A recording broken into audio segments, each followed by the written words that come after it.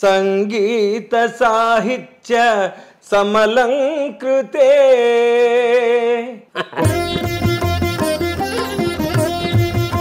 స్వాగతం. కానీ ఒక విషయం చెప్దాం అనుకుంటున్నా, సారు అలాంటివి వద్దురా బాబాయ్ అని పిలుస్తా, అలాగే పిలువ, ఎందుకంటే చాలా ఆర్టిఫిషియల్గా అనిపిస్తుంది అలా అయితే. ఎందుకంటే లేకపోతే ఆ బీసుకుపోయి ఏదో ఇంటర్వ్యూ కోసం. నీ దగ్గర ఉన్న మంచి లక్షణం నాకు బాగా నచ్చేది, ఎంతమందికి నచ్చేది, అదేంటంటే ట్రాన్స్ఫర్మేషన్. కళ్ళల్లో, ఆ ఆటలో, ఆ డాన్స్లో ఒక్క వ్యక్తి విశ్వరూపం ఏమన్నా చూపించుకుంటారు. నాటకాలు రాసావు, కవితలు రాసావు, ఇన్ని రాసావు, ఆటగద్ద రాసావు, ఒక అరిగడ్డ ఎందుకు రాయలేదు బాబాయ్ నువ్వు? అక్కడి నుంచి టెలిగ్రామ్ పంపించాడు, God bless you, all the best, I'm unable to come.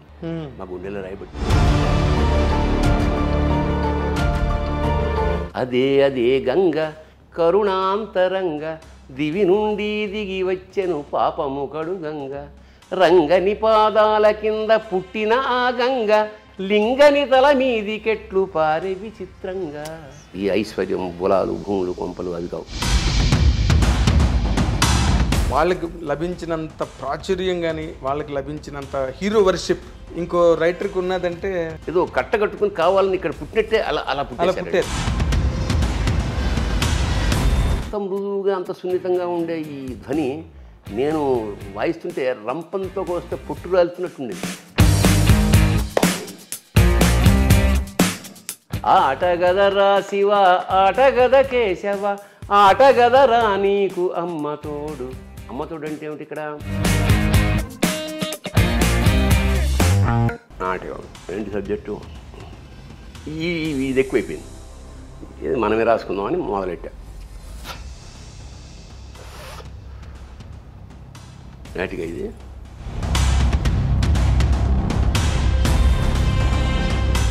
అసలు థియేటర్ దద్దరిల్లం కాదు, డబ్బులు వేశారు.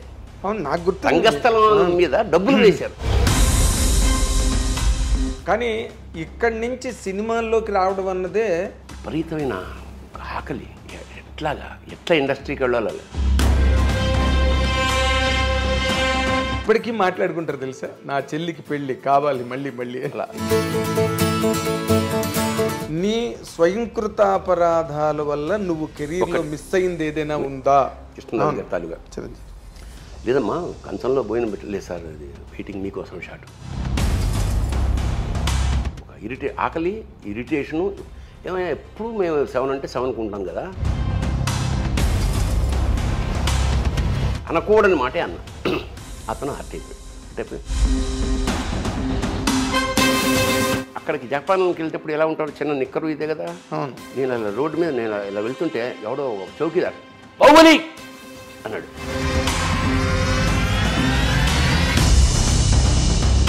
ఒక మహానుభావుడు, ఒక లెజెండ్ ని డైరెక్ట్ చేసావు.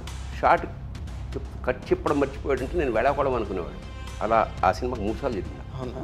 ఆ పర్ఫార్మెన్స్కి కాదు, నేను ఏంటంటే ఈయన ఒకడండి, ఎందుకంటే అతను అక్కడ ఏ దేశానికి వెళ్ళినా నాకు ఫస్ట్ ఇన్విటేషన్ ఏమిటంటే, సార్ మీరు ఒక్కరోజు మాతో కలిసి భోజనం చేస్తూ. It's great experience. It's great జీవితంలో 100%. అదొక చంద్రయాన్. ఐ డ్రీమ్ ప్రేక్షకులకు స్వాగతం. ఇప్పుడు నేను ఇంటర్వ్యూ చేయబోతున్న ఒక వ్యక్తి కాదు, అదొక వ్యవస్థ. ఆ వ్యవస్థ గురించి మాటల్లో చెప్పడం కన్నా ఒక పాటలో చెప్పడం చాలా సమంజసం. సంగీత సాహిత్య సమలంకృతే. అది సంగీత సాహిత్య సమలంకృతుడు. సినిమా ఇండస్ట్రీలో ఒక నటుడుగానే కాకుండా సమాజంలో జరిగే చోటు చేసుకునే ప్రతి పరిణామం పట్ల ఒక పౌరుడిగా స్పందించే ఒక గొప్ప లక్షణం ఉన్న ఆ నటుడు మరెవరో కాదు, మీరెంతో అత్యంత ప్రీమితమంగా ప్రేమించే మన తనికెళ్ళ భరణి గారు. ఆయనతో ఇప్పుడు మనం ఇంటర్వ్యూ చేయబోతున్నాం. సార్ స్వాగతం. నమస్కారం. కానీ ఒక విషయం చెప్దాం అనుకుంటున్నా, సారు అలాంటివి వద్దురా, నువ్వు బాబాయ్ అని పిలుస్తావు, అలాగే పిలువు, ఎందుకంటే చాలా ఆర్టిఫిషియల్గా అనిపిస్తుంది. నేను కూడా అంటే ఇప్పుడు సోషల్ మీడియా ఎలా తయారైందంటే ఏం పర్లేదు, ఎందుకంటే నన్నే కదా అంటున్నది, నేనే కదా అని చేస్తాను. హాయిగా బాబాయ్ అని పిలువు, నేను ఒరే అంటాను, లేదా ఏమో నాగేంద్ర అంటాను, ఏమో వాటెవర్ అలా అయితే. ఎందుకంటే లేకపోతే ఆ బిసుకుపోయి ఏదో ఇంటర్వ్యూ కోసం వద్దు. చాలా let it be very free, casual, చాలా క్యాజువల్. అయితే నేను ఇందాక ఇంట్రడక్షన్లో చెప్పినట్టుగా నీ దగ్గర ఉన్న మంచి లక్షణం నాకు బాగా నచ్చేది, ఎంతమందికో నచ్చేది. అదేంటంటే నీ సాహిత్యం కానీ, లేకపోతే కథలు కానీ, నాటికలు కానీ, లేకపోతే ఏదైనా కూడా సమాజానికి బాగా ప్రభావితమై రాసిన రచనలే అవన్నీ కూడా. ఎన్నో కవితలు కూడా నేను చదివిన వరకు. అయితే నేను ఎప్పుడు కూడా అంటే బికాస్ నిన్ను నాకు 1983 కుర్దా రోడ్లో ఒక్కరొక్క నాటికతో నువ్వు వచ్చినప్పుడు మేము నాగులు తిరిగే కోనలో నాటికతో ఎంఆర్ కాలేజీ నుంచి వచ్చాం, విజయనగరం ఎంఆర్ కాలేజీ నుంచి పరిషత్తుకి. అప్పుడు ఫస్ట్ టైం నేను చూడడం, మేము అందరం పులకించిపోయాం ఒక్కరొక్క నాటిక చూసి. డైలాగ్ లేదు కదా అక్కడ, అంటే రెండే వేషాలు. తల్లవజ్జల సుందరం, నువ్వు దానికి పెద్ద నేపథ్యం ఉంది, నేను చెప్తా. సో అప్పటి నుంచి నీ ప్రయాణం, నాకు సినిమా ఇండస్ట్రీలోకి నువ్వు రావడం నాకు తెలుసు. కోడంబాకం బ్రిడ్జ్ దగ్గర కంచుకోవచ్చిన స్క్రిప్ట్ పట్టుకుని నిలబడ్డాం. నేను అడిగాను, సెటిల్ అయ్యావు బాబాయ్ అంటే, సెటిల్మెంట్ ఎవడుకుందిరా, రామోజీరావుకి మాత్రం ఉందా సెటిల్మెంట్ అన్న ఉన్నావు నాతో. అలాగా నీ మలుపు ప్రతిదీ నేను ప్రత్యక్షంగా చూశాను. అండ్ పండించుకున్నావు కెరీర్ని. ఎలాగంటే ఊరికే నటుడుగా 4 వేషాలు వేసుకోవడం, 4 రాళ్ళు వెనక్కి వేసుకోవడం కాకుండా, దాంతోపాటు ఈ సాహిత్యాన్ని కూడా, నీ జీవితాన్ని ఒరుసుకుంటూ ఆ సాహిత్యం కూడా ప్రయాణం చేసింది. నువ్వు రాసిన నాటకాలే కాదు, ఆటగద రాసేవా కానీ, పరికిణి కానీ, నక్షత్ర దర్శనం కానీ, ఇవన్నీ అంటే నీ పేరున ఈ ప్రపంచంలో చిరస్థాయిగా ఉండిపోయే వర్క్స్ అవన్నీ కూడా. అసలు వాటన్నిటికీ బేసిక్ ప్రేరణ, ఎందుకంటే నువ్వు నటుడుగా బిజీగానే ఉన్నావు. బేసిక్గా మాది పండిత కుటుంబం, వంశంలోనే కొంచెం సరస్వతి కటాక్షం ఉంది. ఎందుకంటే మా ప్రపితామహులు జంట కవులు, తిరుపతి వెంకట కవుల్లో ఒకరైన దివాకర్ల తిరుపతి శాస్త్రి గారు మా ప్రపితామహులు. అంచేత కొంచెం ఇంగువ కట్టాం గుడ్డకి, అలా ఉంది. అలాగే నా పైవాడు, మేము 7 అన్నదమ్ములం. నా పైవాడు Suribabu Tanikella, is no more. వాడు అపారమైన మంచి సాహిత్యం, ఇంగ్లీషు తెలుగు సాహిత్యాలు. ఓకే, అంటే ఇంగ్లీష్ ఇలా పుస్తకం పట్టుకుని తెలుగులో ఈ కథని తెలుగులో డబ్బింగ్ చెప్పేసేవాడు అనమాట, తెలుగులో రాసుకునేలా అట్లాంటి వాడు. అలాగే మా అన్న ఎంఎస్కో పాకెట్ బుక్స్ ఆరంభం, మా పెద్దన్నయ్య దానికి మెంబర్. అంటే ఇంట్లో పుస్తకాలు ఉండేవి ఎప్పుడు అలాగా. ఓకే, సో పుస్తకం ఉంటే ఇక చదవడం, అంటే వేరే ఎంటర్టైన్మెంట్ ఏమున్నప్పుడు ఇంకా రేడియో రాలేదు మాకు, నా చిన్నదానికి అప్పుడు ఇంక రేడియోలే ఎరగం. సో చదవడం, మా అన్నదమ్ములందరూ కూర్చుంటే పద్యాలు చెప్పుకోవడం, సాహిత్యం చెప్పుకోవడం, ఇది బేసిక్గా మాలో మొదటి నుంచి ఉంది. భోజనాలు చేసేటప్పుడు ఇంకా మేము, వాడు ఒక పద్యం చెప్తే మేము ఒక పద్యం చెప్పి, అట్లా ఆ సాంప్రదాయం మాకు చాలా ఎంజాయ్, బ్రహ్మానందం అనేవాడు. రే ఎప్పుడైనా మీ అన్నదమ్ములు ఏదైనా పెళ్ళి ఇళ్ళాలి అనుకున్నప్పుడు నన్ను బెలవరా బాబు, మీ వాళ్ళ మధ్య కూర్చుంటేనే ఒక భువన విజయంలా ఉంటుంది. That is true. అంత ఎంజాయ్ చేసేవాళ్ళం, సాహిత్యాన్ని ఎంజాయ్ చేసేవాళ్ళం మేము. అదే. సో అప్పుడు నా మధ్యతరగతి తనంలో అవి లేవు ఇవి లేవు అన్నింటినీ సాహిత్యం కప్పేసింది, మాకు తెలీదు. అదే, ఈ ఎంజాయ్మెంట్లోనే, ఈ అనుభూతిలోనే ఉండడం. దానిలో ఇప్పుడు సాహిత్యం ఒక పద్యం చదువుతున్నాం అంటే అది కంఠతా పడుతుంటే, ఇప్పుడు మేము పరబ్రహ్మశాస్త్రి గారు నాకు మాస్టర్, ఆయన నాకు లెక్కలు వీకు, కానీ తెలుగు చాలా ఆసక్తిగా చెప్పాడు. అప్పుడు ఫస్ట్ టైం అటజనికాంచ భూమి సురుడంబ, అప్పుడు కంఠతా పట్టిన ఆ సాహిత్యం, ఆ భిక్ష, అది ఆ కంఠతా పట్టడం అనేది నాకు సరదా. నేను పూత మెరంగులను మొత్తం తెలుగు సాహిత్యంలో అత్యంత 27 అవన్నీ అది కంఠతా పట్టాను. కవిత కూడా కంటపట్టాను. నా దాదాపు కాళహస్తీశ్వర శతకం మొత్తం కంఠతా పట్టాను. కాళహస్తీశ్వర శతకం అలాగా మొత్తానికి అలా ప్రారంభమై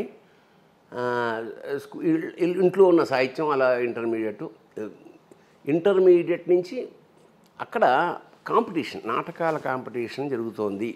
అప్పటి వరకు నాకు నాటకాలు, హరికథలు ఇష్టం.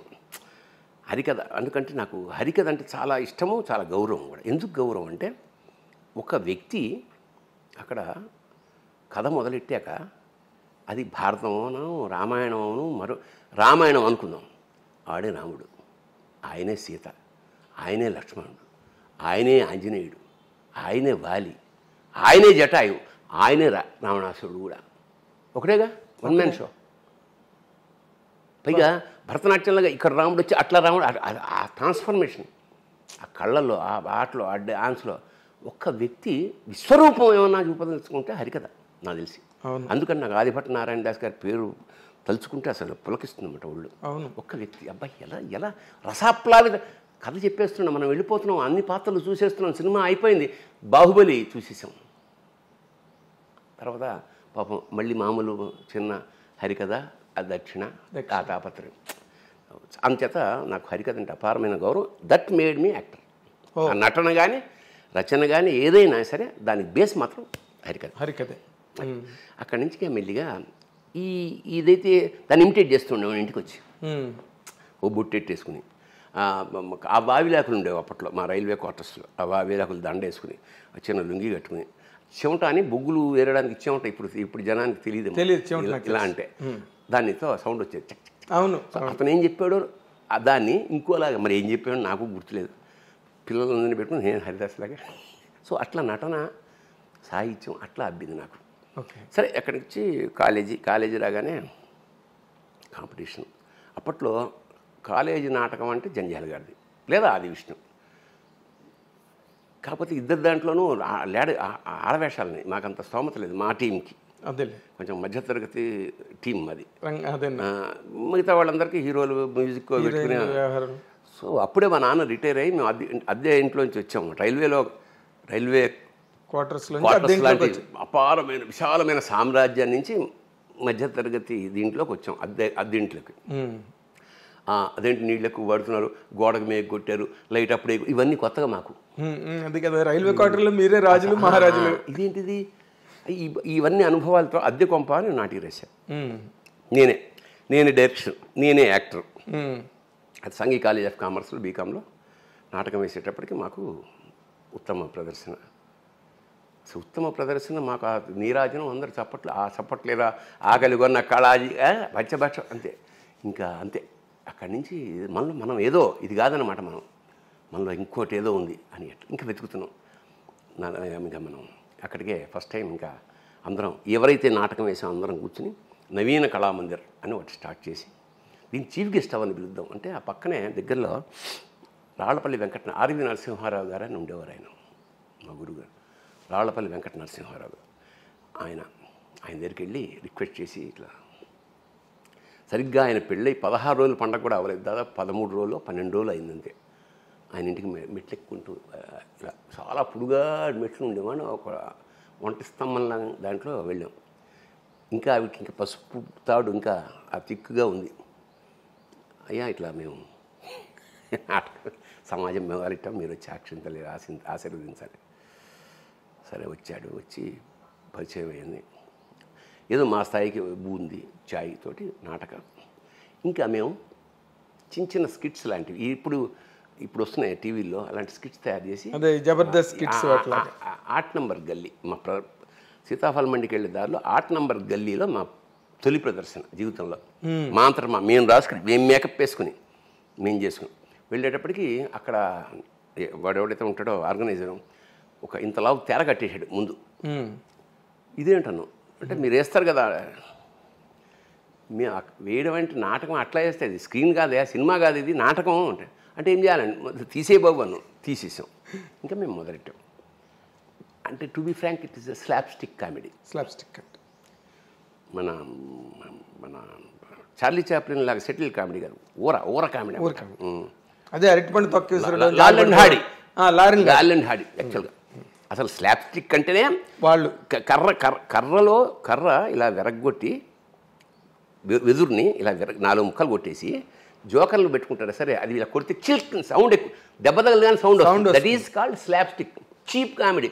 ఈ సర్కస్లో పిల్లల్ని ఎంటర్టైన్ చేయడానికి జోకర్లు ఊరికే కొట్టుకుంటూ ఉంటారు. అవును, ఆ స్లాప్స్టిక్తో కొడుతుంటారు కదా, ఆ సౌండ్ ఎక్కువ. అంత చీప్గా మేము అంటే మాకు తెలిసిన అది ఓవర్ చేయడం కదా, అతి చేయడం. అది విపరీతంగా నవ్వుతున్నారు పిల్లలు, చిన్న పిల్లలు, వాళ్ళు వీళ్ళు. కానీ కట్ చేస్తే ఆయన వచ్చాడు ఆర్గనైజర్. మీరు ఆపండి ఒక నిమిషం అని స్టేజ్ మీదకి వచ్చి, ఏమా మజాక్ చేస్తుండ్రా, అరే ఎంత కష్టపడి నాటకం ఆడుతుంది, నవ్వుతారేం ఏమ్రా, నోటి మీదలే ఏమి అది సూర్యన్ సార్ అంటే మేము మేము వేస్తుందే వాళ్ళు ఎంటర్టైన్మెంట్ చేయాలి, వీడెవడరా బాబు అని. ఇట్లాంటి స్థాయి నుంచి ఇది చూశాడు మా గురువుగారు.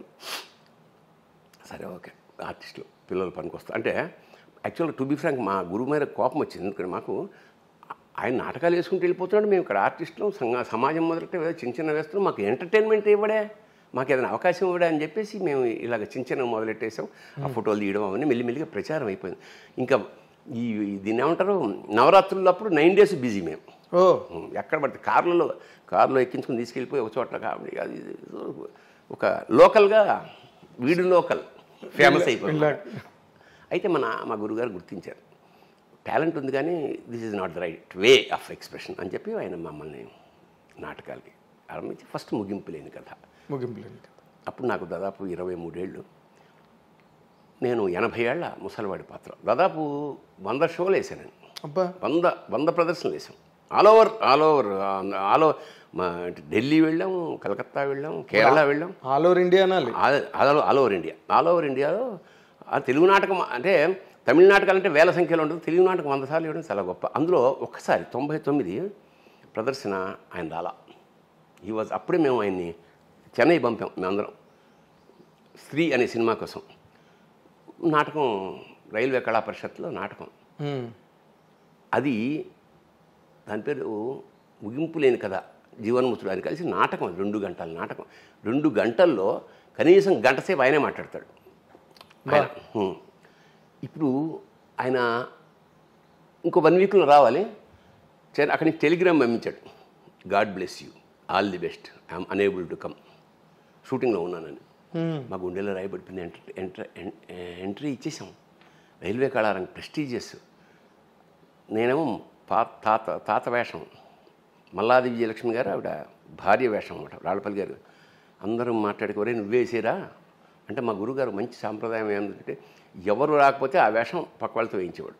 అట్లా నాకు అన్ని వేషాలు అందరం అన్ని వేషాలు వేసే స్థితి వచ్చింది. కానీ ఈయన వేషం ఎవరు మాకు పక్క నుంచి చూస్తున్నాం తప్ప ప్రవేశించి వేద్దాం అనేది. అక్కడి నుంచి 7 days రాత్రింబగళ్ళు నిద్రలో కూడా ఇలా అన్నప్పుడు లేచి డైలాగ్ చెప్పే స్థితికి నేను వచ్చానమాట.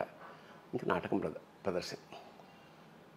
ఇంకా ఒకసారి గురుగారికి నమస్కారం పెట్టుకుని వేసాం కళ.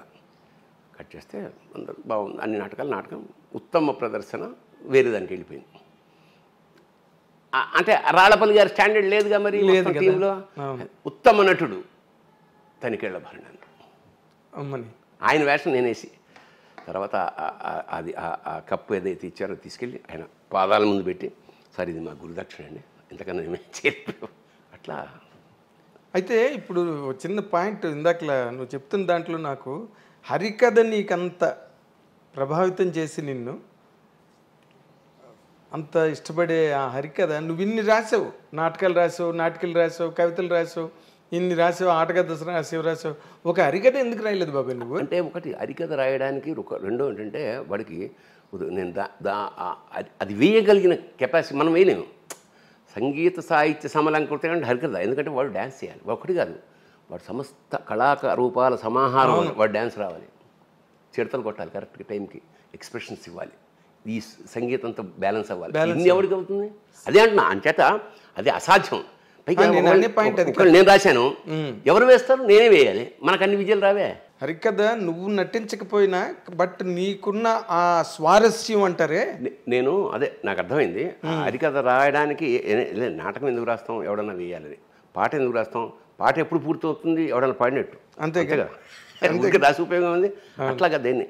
అయితే నేను హరికథ రాయలేదు, కానీ దాని మీద ఇష్టంతో శృంగార గంగావతరం ఒక గేయ కావ్యం రాశా. అంటే ఆ పట్టు అదే గంగ కరుణాంతరంగ దివి నుండి దిగి వచ్చెను పాపము కడు గంగ రంగని పాదాల కింద పుట్టిన ఆ గంగ లింగని తల మీది కెట్లు పారే విచిత్రంగా. ఇలా గకార ప్రస్తావం మొత్తం శృంగార గంగావతరణం మొత్తం రాసేసాను. ఓకే అట్లాగా అది రాయకపోయినా ఇలాగా. బట్ ఇప్పుడు నువ్వు ఎలాగైతే ఆటగది రాసేవా, రాయడం నువ్వు పాడడం వల్ల ఎక్కువ పాపులర్ అయింది. అది రాయడం కన్నా కూడా. అంటే దానికి ఒక నేపథ్యం ఉంది. ఏమిటంటే నేను బేసిక్గా కవిని, కవిత్వం నాకు చాలా ఇష్టం. నేను ప్రబంధ కావ్యాలు ఇప్పుడు మా నాన్నగారు చిన్నప్పుడు పెద్ద పండితుడు కాకపోయినా మా ఇంట్లో కుమార సంభవం, మేఘ సందేశం ఇవన్నీ ఉండేవి. మా నాన్న చాలా రాగయుక్తంగా అస్తుత్తర స్వాందిసి దేవతాత్మాం హిమాలయో నామనగాధిరాజ పూర్వాపరౌ వారి నిదీకవాహ్య స్థిత పృథివ్యా ఇవమానదండం ఇలా పాడుతున్నప్పుడు అది మేము చాలా బాగుంది అనిపించి అలాగా ఆ కావ్యం చదివేవాళ్ళు అన్నమాట. కశ్చిత్ కాంత విరహ గురుణా స్వాధికారా ప్రమత్వ శాపేనాస్తం గమిత మహిమ వర్షభోగ్యేన భర్తృ యక్షశ్చక్రే జనకతనయ స్నానపుణ్యోదకేషు స్నిగ్ధఛాయా తరుషి వసతిం రామగిర్యాష్. అసలు కాళిదాస్ ఎందుకు గొప్పవాడు అనేది అప్పుడు మాకు చిన్నప్పుడే మేఘ సందేశం అనేది విరహానికి సంబంధించిన అవును కావ్యం. ఫస్ట్ శ్లోకంలోనే ఏం చెప్పేస్తారంటే అది రామగిరి. ఇక్కడ జనకతనయ స్నానపు ఆ నీళ్ళు ఎలాంటివంటే జనకతనయ అయిన సీత స్నానం చేయడం వల్ల పుణ్య నదీ జలాలవి. సో సీతకి రాముడికి లింకు పెట్టి ఇది విరహానికి సంబంధించిన కథ అని ఫస్ట్ శ్లోకంలోనే కాళిదాస్ చెప్పేస్తాడు. అట్లా మా జీవితాల్లోకి కాళిదాసు నేను ఎప్పుడూ గర్వించే విషయం ఏంటంటే మన సంపద అదే. ఈ పుస్తకాలే నా సంపద. ఈ ఐశ్వర్యం, బులాలు, భూములు, కొంపలు అవి కావు. ఎందుకంటే ఏ క్షణమైనా ఆ శ్లోకం చదువుకుంటే మనకు వచ్చే ఆనందం వేరే, అది మానసిక ఆనందం. అందుకనే సంగీత సాహిత్యాలు ఒక రాక్షస ప్రవృత్తి అంటే ఒక మృగమే కదా. మనిషి అంటే మృగమే కదా. ఆ మృగి నుంచి మెల్లిగా మార్చాలంటే వాడు ఇదర్ సంగీతము, సాహిత్యము, లలిత కళలో వాటిని సూట్ చేసి వాడిని మనిషిగా మారుస్తాయి. ఒక కవి హత్యలు చేస్తాడు అంటే అది దరిద్రంగా ఉంటుంది. చేయలే ఒక వీణ వాయించేవాడు కృష్ణలతో కాల్చి ఊహించలేం మనం. సో ఎందుకు సున్నితత్వం ఎంటర్ అయిపోతుంది. అందుకని లలిత కళల వల్లనే లేదా సాహిత్యం వల్లనే ప్రపంచం ప్రశాంతంగా ఉంటుంది, ఆనందంగా ఉంటుంది. సాయంత్రాలు ఇంకొక వేరే లోకాలు సృష్టించుకోగలుగుతాం. That is the very purpose of music, literature and music. ఇప్పుడు నార్మల్గా అంటే నువ్వు చెప్పిన దాంట్లోని నువ్వు ఫాలో అయ్యే మెథడాలజీలో ఈ సమాజాన్ని బాగా ఇన్ఫ్లుయెన్స్ చేసిన కవులు ఆ తరంలో ఉంటే తర్వాత తరంలో ఒక వేమన గారు కానీ, ఒక గురజాడ గారు కానీ, తర్వాత శ్రీశ్రీ కానీ వాళ్ళకి లభించినంత ప్రాచుర్యం కానీ వాళ్ళకి లభించినంత హీరో వర్షిప్ ఇంకో రైటర్కి ఉన్నదంటే దురదృష్టం. తమాషా చూసా, ఇప్పుడు నువ్వు చెప్పిన పేర్లన్నీ ఒక పీరియడ్ వాళ్ళే వీళ్ళందరూ. శ్రీశ్రీ, కృష్ణశాస్త్రి, చలం వీళ్ళందరూ ఏదో కట్టగట్టుకుని కావాలని ఇక్కడ పుట్టినట్టే అలా పుట్టారు. ఆ తర్వాత మళ్ళీ అంత గొప్పగా అనేది ఇంకా ఎక్కడ గురజాడ నాటకం అంటే గురజాడ దగ్గర అయిపోతుంది. అదే ఉంటుంది. అప్పుడు కాళిదాసు నాటకం అంటే గురజాడ పోవడం పోయిట్రీ శిష్య దగ్గర అయిపోతుంది. ఆ తర్వాత ఎంతమంది ఉన్నా కూడా అది ఆశ్చర్యం. ఎందుకంటే వాళ్ళ చిత్తశుద్ధి, నేను అనుకోవడం వాళ్ళ నిజాయితీ. ఇప్పుడు త్యాగరాజు స్వామి కానీ అన్నమయ్య కానీ ఆ కీర్తనలు రాశారంటే వాడికి ఎవరితోటి సంబంధం లేదు, రాముడితోటి తప్ప త్యాగరాజుకి ఎవరితోటి సంబంధం లేదు. నిధి కీర్తన అంటే అసలు జగదానందకారక అనే పదాల పోహళింపు ఉందే. జగత్తు మనకు తెలుసు, ఆనందం తెలుసు, కారకుడు తెలుసు. అది కలిపిన వాడు జగదానందకారక. ఒక్క వాక్యంలో మొత్తం వ్యక్తిత్వం అంటే దేవుడి వ్యక్తిత్వం, వీడి ఆర్ద్రత అంత ఏక వాక్యంలో చెప్పి అనుభూతి. ఏకవాక్య దాన్ని ఏమంటారు, ఏకవాక్య సంబోధనం, ఏకవాక్య మహాకావ్యం. ఏకవాక్య మహాకావ్యం అన్నమయ్యుడు. ఇంత మాత్రమున ఎవ్వరుదలచిన అంత మాత్రమే నీవు. అసలు నాకు అప్పుడు అనిపిస్తుంది అంటే మనకు నమ్మకం నీకు కొండంది ఉంటే ఆడు కొండంది ఉంటాడు. అవును, నీకు ఇంత నాకు అంతే ఉంటుంది. పొద్దున్న నుండి సాయంత్రం లేదనుకో, నువ్వే అంత బిజీ అయితే వాడు ఇంకా బిజీ. సో సాహిత్యంతో కానీ ఆయన మాట, అన్నమయ్య గారు రాసిన మాట నాకు ఒకటి ఎంత ఇష్టం అంటే, ప్రియుడికి రాసిన పత్రిక కాదు కదా అని. ఈ కన్నీళ్ళు, ఈ కళ్ళ చూపులు గుచ్చేసి ఆ నెత్తురుతో రాశాడు. అసలు ఎంత పోయిటిక్ సెన్స్ దాంట్లోని. ఊరికే భక్తి అది నీకు మామూలు నీకు ఊరికే కమలాకు చచూచు గగుంకుమ అది అసలు సుప్రభాతం ఎంత పొయిటిక్గా ఉంటుంది, ఎంత పొయిటిక్గా ఉంటుంది. అంటే డెప్త్స్ మనం సర్ఫేషియల్గా దురదృష్టవశాత్తు ఈ జనరేషన్ సర్ఫేస్ పైన ఉంటే చాలు, పై మెరుగులు వ్యవహారం. అందువల్ల కానీ చిన్నప్పుడు మేము చాలా ఇప్పుడు అమర కోసం చదువుకున్నాం, మేము అమర కోసం కావ్యాలు చదువుకున్నాం. ఒక్కొక్క వాక్యం చదువుతుంటే ఆగిపోయేవాళ్ళం. అవునా ఏమిటి ఈ కల్పన, ఏమిటి ఈ ఎంత గొప్ప ఈ సాహిత్యం. సో అదంతా మాకు బ్యాంకులో వేసుకున్నాము అని, అందుకనే కావాల్సినప్పుడు తీసుకుని వాడుకోగలుగుతున్నాం. అవును చాసో గారు, నువ్వు చెప్పిన మాట, నీ ఏజీ, నీ ప్రయాణం, నీ ప్రారంభం అవన్నీ చూస్తే చాసో గారు వాయులేను అన్న కథ కదా, అందులో సెంటెన్స్ రాశాడు, సంగీతం సాహిత్యం కనుక పిల్లలకి నేర్పగలిగితే అది వాళ్ళ యావజ్జీవ ఆనంద హేతు అవుతుందని. దీన్ని సెంటెన్స్ మర్చిపోయి నేను దీన్ని విజువల్గా చెప్తా. నేను చిన్నప్పటి నుంచి మాది రైల్వే క్వార్టర్స్ కాబట్టి ఎదురుగుండా మలయాళీసు, గుజరాతీసు, తమిళియన్సు, ముస్లిం, క్రిస్టియన్, ఒక మినీ ఇండియా అది. ఎదురుగుండా మలయాళీస్ ఫ్రెండ్స్ ఉండేవాళ్ళు. ఎక్కువ మలయాళ సినిమాలు, సినిమా చండా, చెమ్మీన్ అలాంటి సినిమాలు నాకు చాలా చిన్నప్పుడు 10వ క్లాస్లో ఉన్నప్పుడే అవి చూసేసా. అందువల్ల ఆ ప్రయాణం చూడు తమాషాగా. కమర్షియల్ సినిమాలు చేస్తున్నా కూడా నా మనసంతా ఆర్ట్ ఫిల్మ్స్ పట్లే ఉంటుంది. అదే మిథునం వైపు ప్రయాణం చేసావు నువ్వు. దిస్ ఈజ్ అది బ్యూటీ అనమాట. పొయిట్రీని ఆనందించే స్థితి, ఆ కళాత్మకత, అది జీవితంలోకి ఎంటర్ అవ్వడం వల్ల నేను ఎన్నో ఆ మినీ ఇండియాలోంచి నేను ప్రయాణం చేసి వచ్చిన నాకు సాహిత్య పట్ల విపరీతమైన ఇప్పుడు ఎందరో మహానుభావులు, ఎంత గ్రేట్ లిటరేచర్ ఉంది దానిలో, ఎంత గ్రేట్ లిటరేచర్. దానికో రీజన్ ఏమిటంటే ఇప్పుడు ఇట్లాగా ఎందరో మహానుభావులు రాయడానికి కారణం ఏమిటంటే నాకు సంగీతం పట్ల ఇష్టం అంటే మనకెవరికి రాదు. మా ఇంట్లో ఎక్కడ సంగీతం లేదు, సాహిత్యం అయితే ఉంది కానీ సంగీతం లేదు.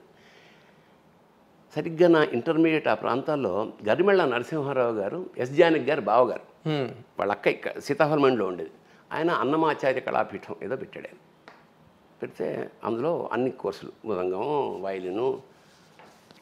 నాకు మృదంగం నేర్చుకోవాలి ఎందుకు అనిపించింది, తూర్పు పొడమర అనే సినిమాలో కమల్ హాసన్ మృదంగం వాయిస్తాడు, ఆ చేయి కట్టింది టంగటంగన, అది ఎంతో చాలా అద్భుతంగా అనిపించింది నాకు.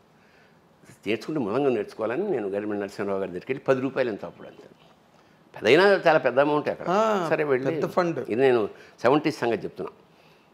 సరే రా కూర్చోండి, అయిపోయింది, కొట్టాం. మళ్ళీగా టక్క ఒక రోజు 2 రోజులు 15 రోజులు నెల ఇంటికి వచ్చి తలుపుల మీద ద్వారబంధాల మీద కొట్టేస్తున్నాడు. మీరు అద్దెకొంపరా బాబు అనేది మా అమ్మ.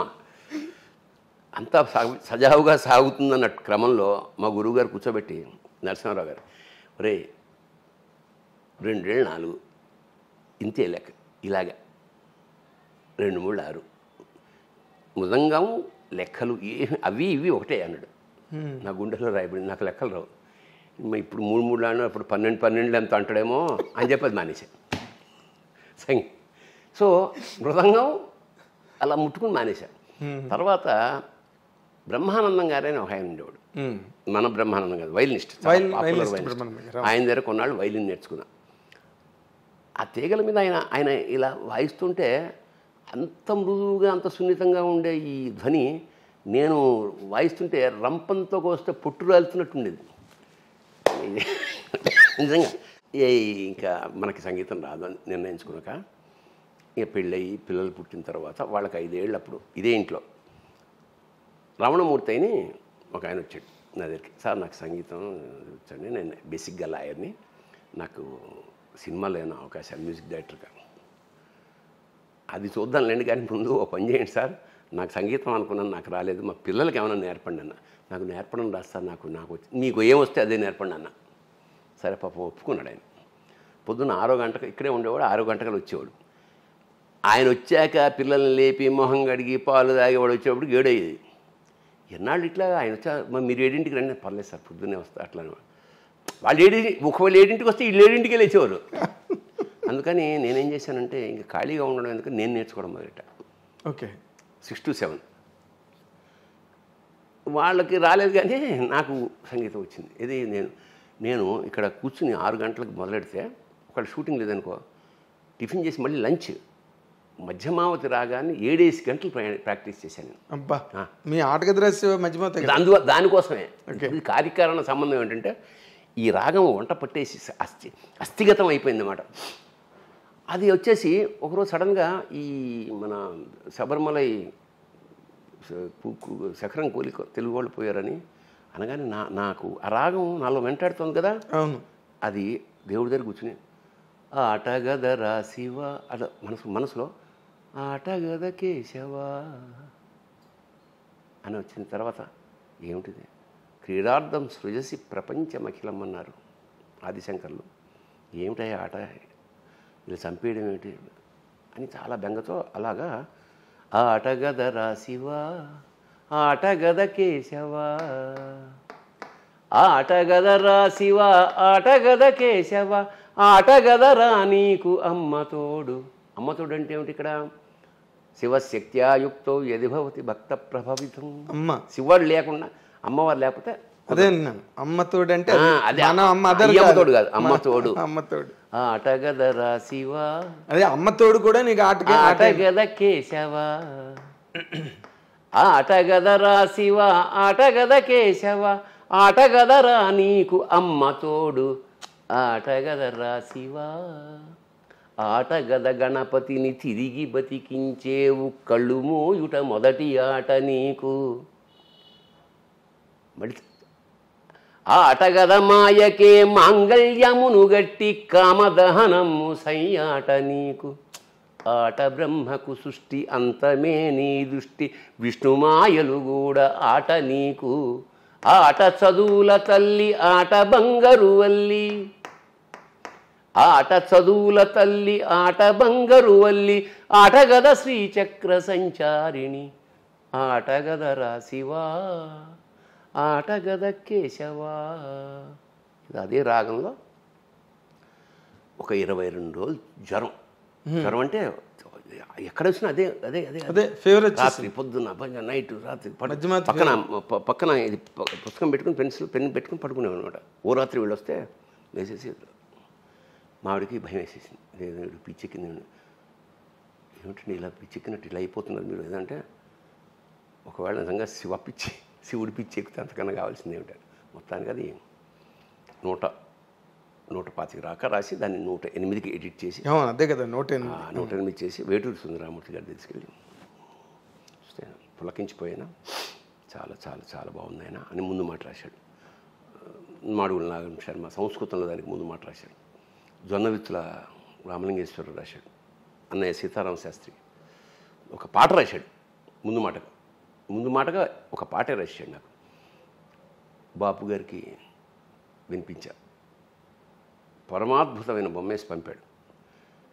అది అసలు నేను బాపు గారు ఎప్పుడు బొమ్మ వేసినా అలా అలా చాలా గంట 2 గంటల అంత చూస్తూ ఒక గంట తర్వాత మళ్ళీ ఫోన్ చేసి, సార్ మీరు ఆ కాలు ఇలా అన్నప్పుడు ఆ మువ్వలు ఆ గాలిలో తేలడం చాలా బాగున్నాయంటే, అవునా గమనించారా మీరు, బాగుంది అని. ఒక నెల తర్వాత నేను ఫస్ట్ వేసిన బొమ్మలో ఇలా తంతున్న బాలు కొంచెం దూరం అయిపోయిందండి భూమి. అంటే భూమిని బాల్తో ఆటగదరా శివ అనడానికి ఇలా గమ్మత్తుంటే ఆటగదరా శివ ఆటగద కేశవ కాబట్టి శివుడికి పింఛం పెట్టాడు ఆయన. అవును, ఎస్ ఐ రిమెంబర్. పింఛం పెట్టి ఆ కాలుతో ఇలా తన్నినప్పుడు ఆ భూగోళం ఫుట్బాల్లో ఉండే భూగోళం కొంచెం దగ్గరేసి రెండో బొమ్మ పంపాడు నాకు. ఒక బొమ్మ వేయడమే గగనం, అలాంటి రెండో బొమ్మ కూడా వేసి నాకు. సో అక్కడి నుంచి మా వీణాపాణి అదే ఆల్రెడీ ట్యూన్ చేశాడు కదా, దీన్ని చూస్ చేసి లాస్ట్ క్లైమాక్స్ మాత్రం ఆటగదనాలోని ఆత్మలింగేశ్వర నిత్య రుధిరాభిషేకము నీకు. ఆటగదనాలోని ఆత్మలింగేశ్వర నేత్రములే నేతి దీపములు నీకు. ఆటగదనాలోని ఆత్మలింగేశ్వర ఊపిరుల అగరు ధూపములు నీకు. ఆటగదనాలోని ఆత్మలింగేశ్వర 6 చక్రాలే పుష్పాలు నీకు. ఆటగదనాలోని ఆత్మలింగేశ్వర కుండలిని యజ్ఞోపవీత మీకు. ఆటగదనాలోని ఆత్మలింగేశ్వర నాసిరమే నారికేళమ్ము నీకు. ఆటగదరా శివ. రేవతి రాగం, రేవతి.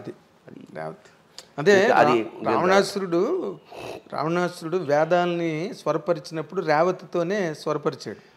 మనకు చాలా తక్కువ సినిమాల్లో. అంచేత అదే మొత్తానికి ఫార్మ్ అయిపోయిన తర్వాత ఇంకా మేము ప్రోగ్రామ్స్ మొదలెట్టాం. అతనే మాకు వీణాపాణి గారే హార్మోనియం, అవును, వఠ్యం వేణు మృదంగం, మా డాక్టర్ చేబిఎం శ్రీనివాసరావు తంబూరా. మీరు సాహిత్యంతో మీ ప్రయాణం, సాహిత్యంలో మీ ప్రవేశం ఎలా ప్రభావితం అయ్యారని చెప్పావు బాబాయ్. అసలు నాటక రంగం వైపుకి ప్రయాణం ఎలా జరిగింది, దాన్ని మిమ్మల్ని ప్రభావితం చేసిన పాయింట్స్ ఏంటి? అదే అవసరార్థం అద్దెకొంప రాశాను, అది అయిపోయింది.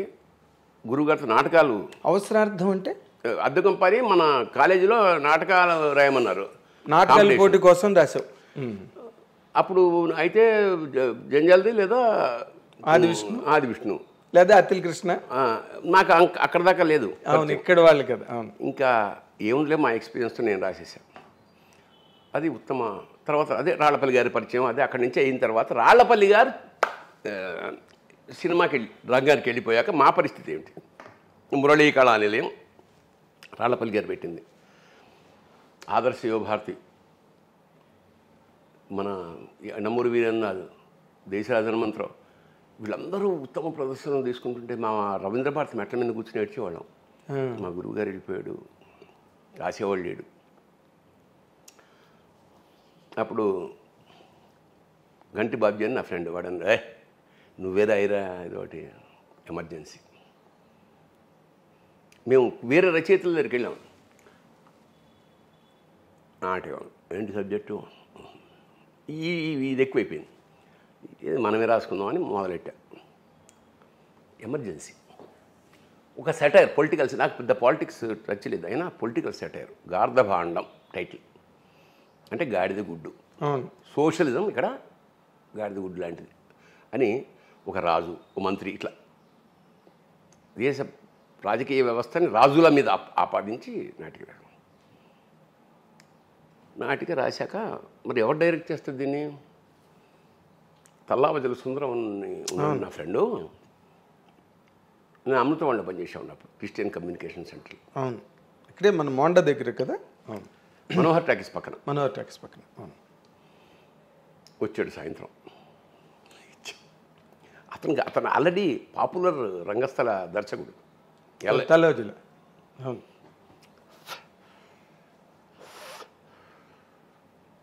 నాటిగా ఇది.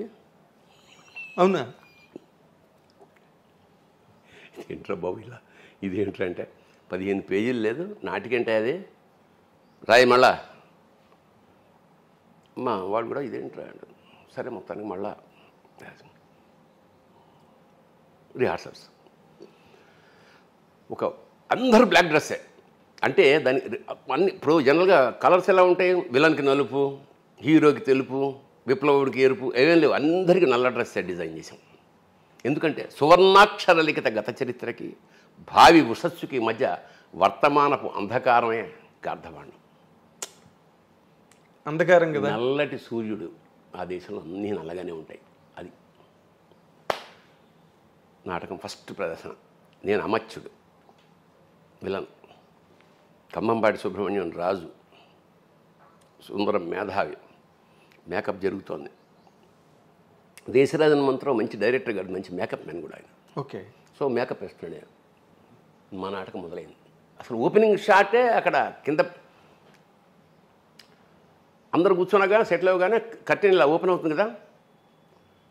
ఆల్రెడీ అక్కడ జెండా మంది మయమే, ఏముండవు అక్కడ కూర్చొని జనగణమన అంటే ఆడియన్స్ అందరూ లేచి, సగం మంది లేచి కింద. అసలు అర్థం కాలే వాళ్ళకి. జనగణమనకి లేవాలి, ఇది నాటకంలో జనగణమన, దానికి ఏమైనా ఫంక్షన్ జనగణ, ఏం అర్థం కాదు. ఆడియన్స్ ఇలా లేచి కింద కూర్చుని చేసి మొత్తానికి గొల్లుమని నవ్వుకుని ఆపా జెండా అని. ఎవడరాను, నీది ఒక జాతి, నీకు ఒక జాతీయ జెండా అంటాడు రెండోవాడు. మరి ఈ కన్ఫ్యూషన్. అక్కడి నుంచి అందుకున్న నాటకం మొత్తం గవర్నమెంట్ మీద సెటైర్. పరిగెత్తుకొచ్చాడు ఎవడో, పరిగెత్తుకొచ్చి దేశరాజ హనుమంతరావు, సార్ ఏంటి సార్ వాళ్ళ నాటకం, అది ఎమర్జెన్సీ పీరియడ్, వాళ్ళేమో పొలిటికల్ సెటైర్ వేసేస్తున్నారు, వీళ్ళని జైల్లో పెట్టేస్తారు సార్ అన్నాడు. నేను వెనకాల ఉన్నా వింటున్నా. అవునా, మనిషి ఎన్నిసార్లు వస్తాడరా, నాటకం ద్వారా కనుక వీళ్ళని జైల్లో పెడితే అంతకన్నా అదృష్టమే ఉంది ఏం వల్ల అన్నాడు. అసలు మామూలు పేలిపోయింది అంత నాటకం, దద్దరిల్లిపోయింది. ఉత్తమ విలన్ నాకు. ఆ రోజు నైట్ ఎక్కడో పార్టీ. ఇక ఆ ఊపుతోటి దాదాపు ఒక ఏడాది పాటు ఎక్కడికెడితే అక్కడ వీరంగం అనమాట. ఉత్తమ ప్రదర్శన. అవును. గార్ధపాండం పిచ్చెక్కిపోయింది. గార్ధపాండం హిట్ అయింది. నేను ముగింపు లేని కదా నాటకాన్ని సినిమాగా రాద్దామని, కానీ నిరుద్యోగం నాకు బీకాం చదివాక. నేను చెన్నై వెళ్ళా గురువుగారింటికి. ఇక నేను ఆయన ఇంట్లో కొడుకులాగే అక్కడే కూర్చునేవాడిని. ఆయన తాగేవాడు కాదు, కానీ నాకు 555 సిగరెట్లు తెచ్చేవాడు అప్పట్లో. నాకంత సరే మొత్తానికి వెళ్ళాను అక్కడికి వెళ్ళి ముగింపు లేని కదా స్క్రిప్ట్ రాసుకుంటుంది. ఈలోగా బరంపురంలో నాటక ప్రదర్శనకి పోటీకి కట్టాం. మరి నేను చెన్నైలో ఉన్నా కదా, నేను సుందరం వాళ్ళ టీంకి ఏం చెప్పంటే, సరే మీరు ఇక్కడి నుంచి విజయవాడ వచ్చేయండి, నేను అక్కడ చెన్నై నుంచి ఇక్కడికి వస్తాను, అందరం కలిసి బరంపురం వెళ్దాం. సరే అన్నాడు.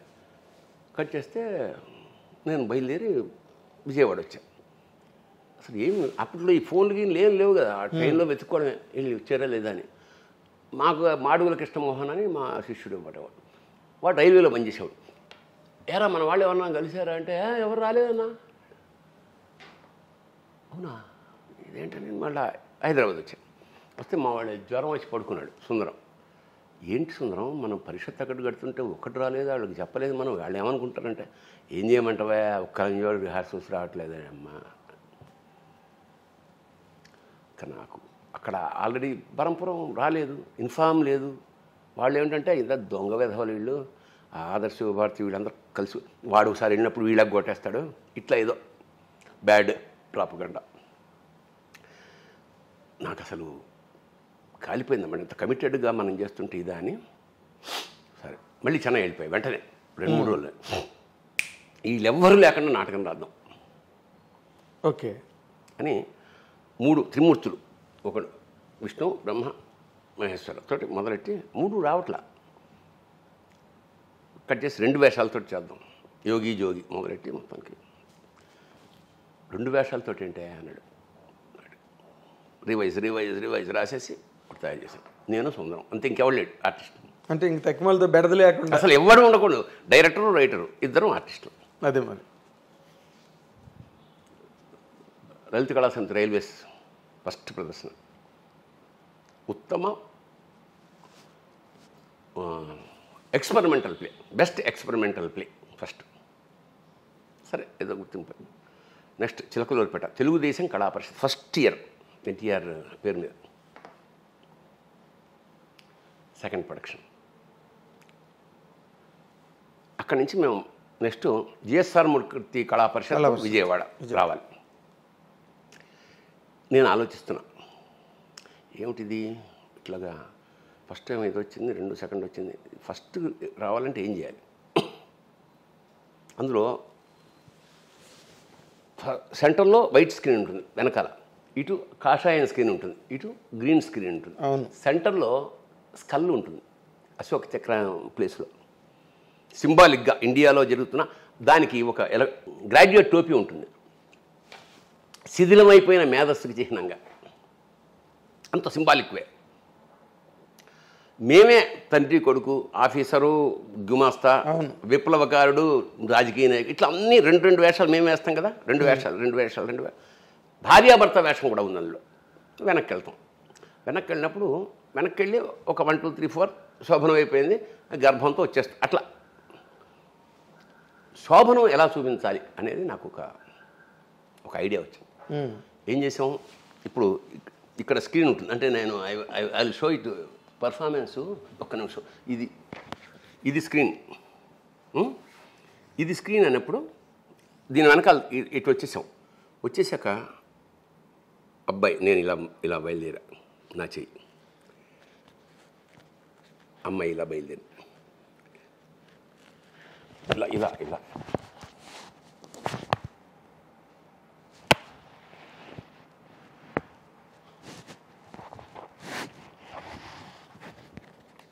2 చేతులతోటి శృంగారం డిజైన్ చేసి చెప్పా, ఇట్లా ఉంటుంది. ఏమైనా ఇది క్లోజప్ పెట్టి కెమెరా కాదు కదా అన్నాడు సుందరం. ట్రై చేద్దాం. వెళ్ళి 2 చేతులు ఇలా పెట్టి ఇలా వెళ్ళి ఇలా అలా వెళ్తున్నప్పుడు మళ్ళీ అమ్మాయిని పట్టుకుంటా సిగ్గుతూ. ఇదంతా అసలు థియేటర్లో దద్దరిల్లం కాదు, డబ్బులు వేశారు. అవును, నాకు గుర్తు. రంగస్థలం మీద డబ్బులు వేశారు. వెంటనే సెకండ్ ఇచ్చాడు, వండర్ఫుల్. ఇక అలాగే విజృంభణ. ఇంకా ఎక్కడికి వెళ్ళాం, కలకత్తా దాకా వెళ్ళిపోయాం. మొత్తం అన్ని చోట్ల దాదాపు 2 నెలల్లో మా ఇన్కమ్ 33,000 ఆ రోజుల్లో. 33,000. మేము ఈ మన అంటే ఖర్చు వెచ్చాలన్నీ అన్నీ పోను, వేలలో ప్రైజులు అన్నీ వాళ్ళే కదా, ఫుడ్ వాళ్ళే పెడతారు, రుమాలు ఇస్తే మా ట్యాక్సీలో వెళ్ళేవాళ్ళం మేము. ఒక మధ్యతరగతి లోయర్ మిడిల్ క్లాస్ నాటకం నుంచి సూపర్ హిట్. మేము పెడితే చాలామంది స్కూళ్ళకి ఇస్తారు కదా, స్కూళ్ళలో ఇచ్చేవారు కదా, మాకు పక్కకి పిలిచి మీకు లాడ్జ్లో బుక్ చేసాం సార్. సక్సెస్. స్టార్స్ అయిపోయారు మీరు. ఎంత స్టార్డమ్ అంటే నాకు బాగా మన చీరాల పరిషత్లో మాది 4వ నాటిక. కన్నిమళ్ళ కమలనాభుడు జడ్జి. ఆయన వచ్చి, భరణి మీరు 3వ నాటకం కనుక మీరు వేస్తే బళ్ళు కట్టుకొచ్చారు అందరూ, ఊళ్ళ నుంచి అందరూ వెళ్ళిపోతారు. మీది 6వ నాటిక, పొద్దున్న 4ంటికి వస్తుంది మీకు, నా రూమ్లో పడుకోండి అంటే మేము వెళ్ళి 3:30 లేచి స్నానాలు చేసి ఫ్రెష్గా 4:30కి ఎక్కి 5:30 దాకా ఉత్తమ ప్రదర్శన. కలకత్తా మేము వెళ్ళాం. కలకత్తా తెలుగు ఆంధ్ర మహాసభ లాస్ట్. అది అయ్యాక మేము రావాలి. జలగ నాటకం, ఫక్తు కమ్యూనిస్టు ఎర్ర రంగు నాటకం, మొత్తం రెడ్ లైట్లతో అసలు బీభత్సంగా ఆడిస్తున్నారు. జనం ఉత్కంఠ, తప్పట్లో ఏళ్ళు. మేము డల్ అయిపోయాం. అమ్మ ఇదేంట్రా బాబు, మొత్తం ఏళ్ళు అసలు. ఆ నాటకం తర్వాత ఇంకో నాటకం, ఆ తర్వాత మా నాటకం లాస్ట్ది. మేము అందుకని పైగా మాకు గడ్డం లాల్చిలే, జీరో, మేకప్ ఏం లేదు. సరే నాటకం అయిపోయింది. డైరెక్టర్ బయటకు వచ్చాడు. మొత్తం జనం మూగిపోతున్నారు వాడి చుట్టూ.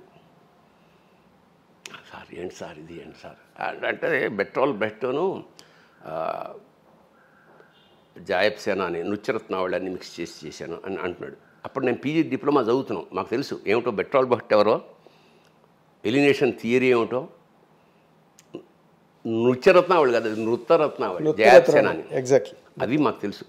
ఎప్పుడైతే నృత్యరత్నావళి అన్నాడో దొరికాడు మాకు. వీడికి అంత హాఫ్ నాలెడ్జ్గా వీడు. సర్లే చూద్దాం, కట్ చేస్తే ఆ నాటకం. తర్వాత వేరే నాటకం మేము ప్రిపేర్ అయ్యి రెడీ అంటే వెళ్ళిపోయాం.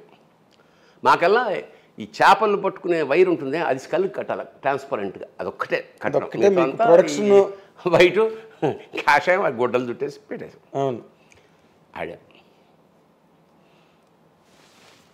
ఉత్తమ ప్రదర్శన కుక్కరొకో, ఉత్తమ ద్వితీయ ప్రదర్శన జలగ, ఉత్తమ నటుడు కుక్కరొకో, ఉత్తమ దర్శకుడు కుక్కరొకో, ఉత్తమ రచన కుక్కరొకో, ఉత్తమ సహాయ నటుడు కుక్కరొకో. ఇంత వెండి కప్పు అసలు పిచ్చికిపోయింది. అయిపోయింది. వచ్చి మాకు ఈ లాడ్జిలాగా ఇస్తారు కదా స్కూల్స్ ఏవో, స్కూల్లో కూర్చుని ఎంజాయ్ చేస్తున్నాం. ఇక్కడ వాడు సిగరెట్ కాలుస్తున్నాడు సుందరం. ప్లస్ అయిపోయింది. మాట్లాడుతుంటే ఈ డైరెక్టర్ దూరంగా అటు పెడుతున్నాడు అన్నమాట. వీడు సమ్ముడు ఒక్క నిమిషం అన్నాడు.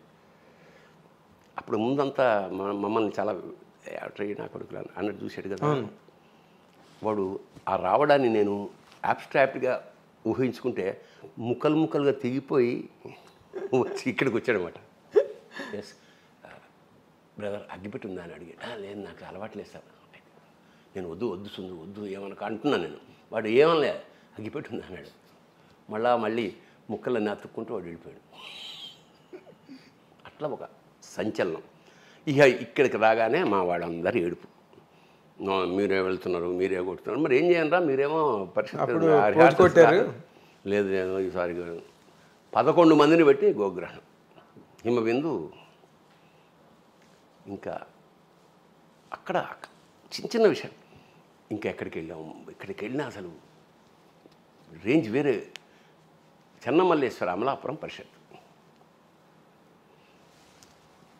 ఇప్పుడు అది కూడా ఎప్పుడు సెకండ్ ప్రైజే వస్తుంది. 4-5 ప్రదర్శనలు వేసిన. భోజనం చేస్తున్నాను, అందులో డైలాగ్ అంటే అమ్మ మమ్మల్ని క్షమించు. చివరికి ఆ అమ్మాయి హింస పెడుతుంటే ఆ గోగ్రహణం అనే పేరు ఏమిటంటే ఒక స్త్రీ యొక్క మొత్తం పరిణామక్రమం. అదే లాస్ట్కి అమ్మ సూత్రుడు అంటాడు, అమ్మ మమ్మల్ని క్షమించు తల్లి, మీకు ఏమాత్రం చేయుతున్న మా జాతి నపుంసకత్వాన్ని క్షమించు, ఇట్లా ఏదో డైలాగు.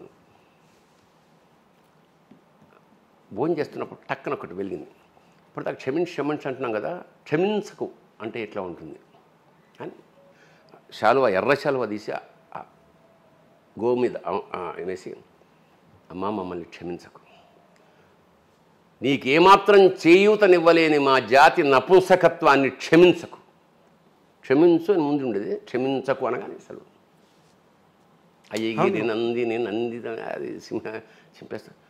ఉత్తమ ప్రదర్శన, ఉత్తమ నటి అది హిమబిందు. ఎందుకంటే అప్పటికి వైజాగ్ విజయలక్ష్మి నాటకాల వరకు సావిత్రి. అవును, రైనింగ్ సుప్రీం అవుటే. అసలు ఆవిడ వస్తే మిగతా వాళ్ళందరూ డైలాగ్ కూడా అంత అద్భుతంగా చెప్తున్నాడు. విజయలక్ష్మి మీద ఉత్తమ ప్రదర్శన, హిమబిందు బెస్ట్ యాక్ట్రెస్. అసలు దానికి జ్వరం ఏడుపులు 104 వచ్చేసింది ఇంకా ఆ ప్రైజ్ అందుకున్నాక. అంటే అసలు చంద్రయాన్ అంతే. అదే ఆ రంగంలో ఉన్న వాళ్ళకి ఆ వాల్యూ తెలుస్తుంది. విజయలక్ష్మి మీద కొట్టేశారు అనేటప్పటికి ఇది అవుట్. అట్లా అట్లా ఒక సామ్రాజ్యం. ఎక్స్పెరిమెంటల్ థియేటర్లో మీరు ఆ రోజున పేపర్లోనే మీ గురించి రాస్తున్నారు. ఇప్పుడు అంటే ఇప్పుడులాగా మనకి టెలివిజన్ మీడియా గట్రా ఆ రోజు లేవు కాబట్టి సరిపోయింది. కానీ ఇక్కడి నుంచి సినిమాల్లోకి రావడం అన్నదే బేసిక్గా. నేను రాసిన చల్చల్గుర్రం కామెడీ నాటకం చూసి ఓ ప్రొడ్యూసర్ దామరాజు హనుమంతరావు గారు నన్ను కంచుగా వచ్చిన సినిమాకి తీసుకెళ్ళాడు. ఆ టైంలోనే మనం కోడంబంగ బ్రిడ్జ్ దగ్గర ఒకసారి కలిసాం. సరే, ఇంత చేస్తే కంచుగా వచ్చామంటే ఎంటర్ ది డ్రాగన్. ఈ ఎంటర్ ది డైలాగ్ ఇలా ఉంటాయి సార్, కొట్టుకోవడమే కదా అన్న. లేదండి సంవత్సరం అది నాకు పైగా నచ్చలా. హిపోక్రసీ ఈ మాటలు దండం పెడతాను వచ్చేసా. అవును, ఇక్కడ మీరు యథేచ్ఛగా స్వేచ్ఛా ప్రపంచంలో మీకు కావాల్సింది మీరు రాసుకుని, పైగా ఇక్కడేం కోట్లు పట్ల 5,000 అందులో 3 కొట్టాడు. ఇంకెందుకు అక్కడ వచ్చేసా. మళ్ళా నేను పట్నం పిల్ల పల్లెటూరు చిన్నవాడు మౌళి గారి సినిమా మళ్ళీ వెళ్ళా. మళ్ళా వచ్చేసా. మళ్ళీ వెళ్ళినప్పుడు వంశీ గారిని పరిచయం చేశాడు రాళ్ళపల్లి గారు. అక్కడ ఎట్లా అంటే ఆయన ఇక్కడ ప్రసాద్ ల్యాబ్ వాళ్ళ ఇంటి పక్కన శాలిగ్రామంలో ఉంటే మా ప్రసాద్ ల్యాబ్కి వెళ్ళి ఇలా కిటికీ ఓపెన్ చేస్తే చిన్న మూవీయోలా అని ఉండేవి కదా అప్పట్లో. అవును, గోపమ్మ చేతిలో గోరు ముద్ద వస్తుంది చూసాం. బయటకు వచ్చి టీ తాగుతూ మా శిష్యుడు వంశీ రైటర్ అలాగా అని మాట్లాడాక, ఏమంటే నెక్స్ట్ సినిమాకి నేను దీనికి నెక్స్ట్ సినిమా ఒకటి అనుకుంటున్నా, అందులో కొన్ని సీన్లు మీరు రాసి అని కథ చెప్పాడు. ఇట్లా ఉంటుంది, కామెడీగా రాయాలి మీరు, నేను ఇక్కడే ఉంటాను 1 వీక్ వరకు, మీరు ఎప్పుడైనా రావచ్చు అని చెప్పి పంపించాడు. మనకి విపరీతమైన ఆకలి, ఎట్లా ఇండస్ట్రీకి వెళ్ళాలి, ఊరికి ఆషామాషిగా రాలేదు కదా, మనకి ఇంకేం రావిదే అంతే. పొద్దున 11 గంటలకు వెళ్ళిన నేను సాయంత్రం కల్లా 7 సీన్లు రాసి తీసుకొచ్చేసాడు.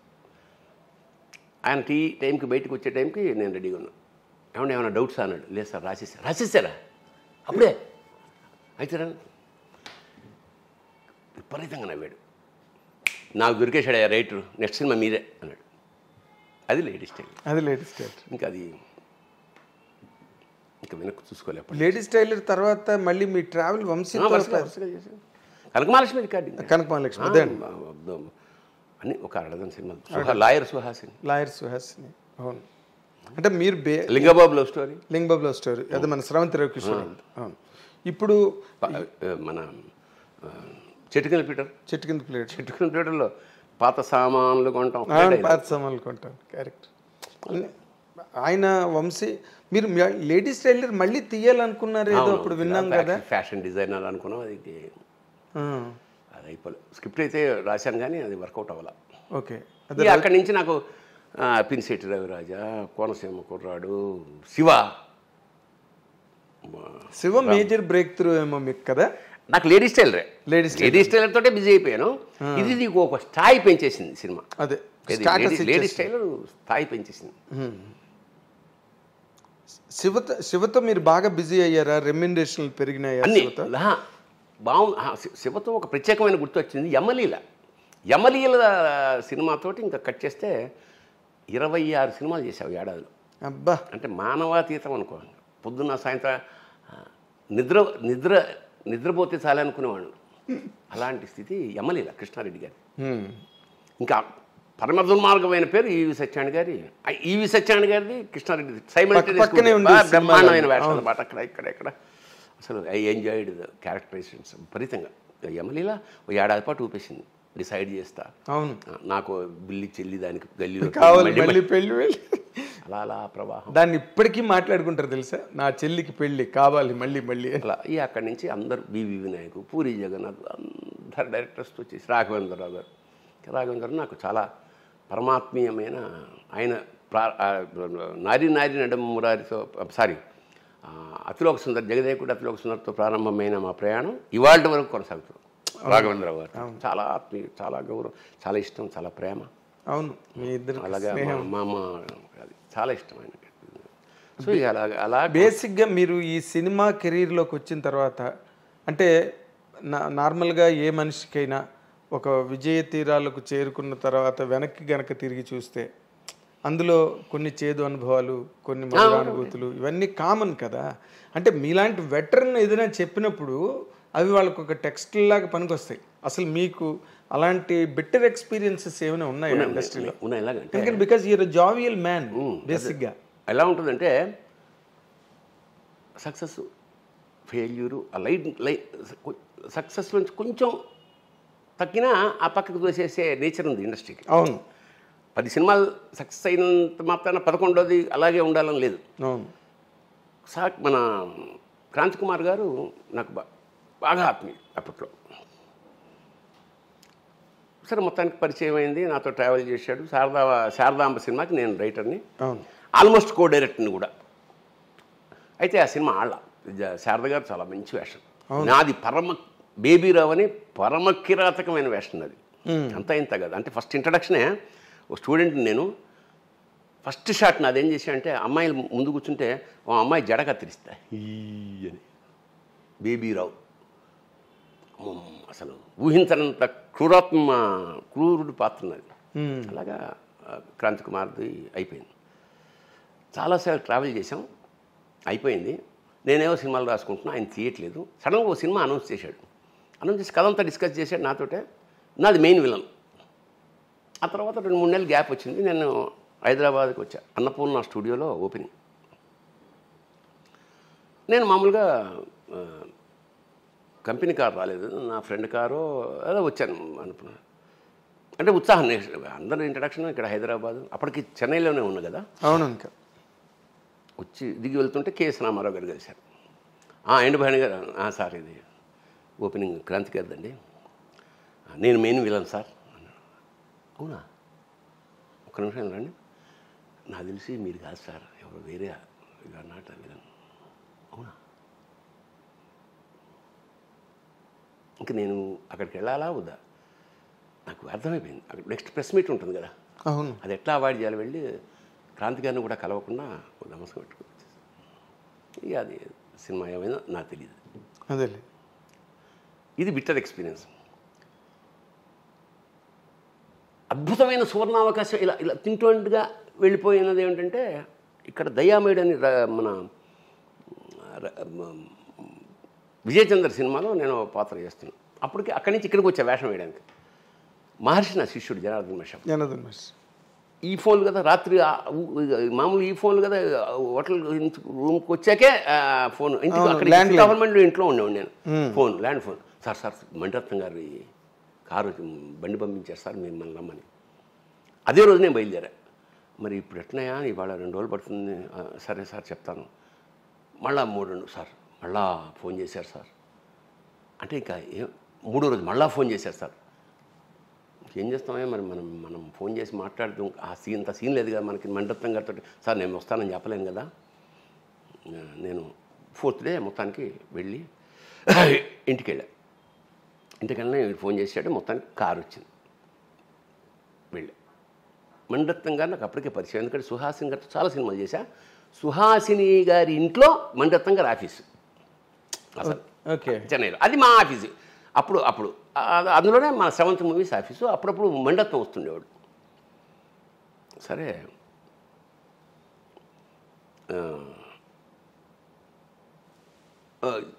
వచ్చింది కదా, ఆఫీస్కి పిలిచారు. వెళ్ళాను. సార్ అంతా కథ చెప్పాడు. దాని పేరు ఏంటి, మన శివాజీ సినిమా, మన రజనీకాంత్ సినిమా దళపతి. సరే వాంగ సార్ ఫోటోస్ టపా టపా టపా. సంతోష్ శివన్ ఫోటోలు తీశాడు, తీసి కథ చెప్పాడు, ఫోటోలు తీసేశారు, వచ్చాడు, కూర్చోమన్నాడు, టీ చెప్పాడు. Mister Bharani, the photos think this will not fit for you because I needs కొంచెం aged person, you are too young. అంటే నేను సార్ వైట్ సంభవం in my films I don't attend any wigs and these things. Anyhow, we'll meet next time. నేను Mani Ratnam cinema పోగొట్టుకోవడమా, వీడేమో 3 రోజుల నుంచి tension పెట్టేస్తున్నాడు. అసలు చాలా చాలా ఆ బాధ చాలా కాలం బాధపడ్డా. అయిపోయిందా? సరిగ్గా మొన్న పొన్నియిన్ సెల్వన్ ఆచార్య సినిమాలో నేను చిరంజీవి గారితో పక్కన కూర్చొని మాట్లాడితే ఫోన్ వచ్చింది. Phone is from Maniratnam's office.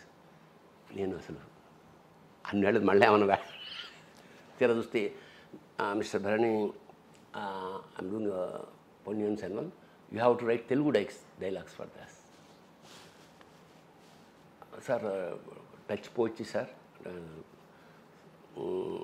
Shall I write 4-5 scenes and send you?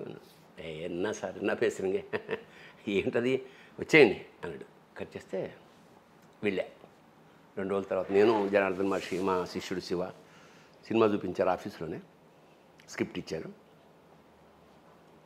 రాయమన్నాడు. ఎందుకు నన్ను పెట్టుకున్నా అంటే అది మరీ మోడర్న్ భాష ఉండకూడదు, మరీ ప్రాచీన వయా మీడియాగా ఉండాలి. సో మొత్తానికి ఒక నెల కష్టపడి 2 versions రాసి జయరామ్కి నేనే డబ్బింగ్ చెప్పి, అట్లా అంటే ఆ పోగొట్టుకున్న ఏదైతే సంపద అనుకున్నానో అప్పుడు వేషం పోయింది. అది ఎవరు వేశారు అనుకుంటున్నా, అమృష్పూర్ వేసాడు ఆ వేషం. అబ్బా, హీ సూటబుల్ నిజానికి.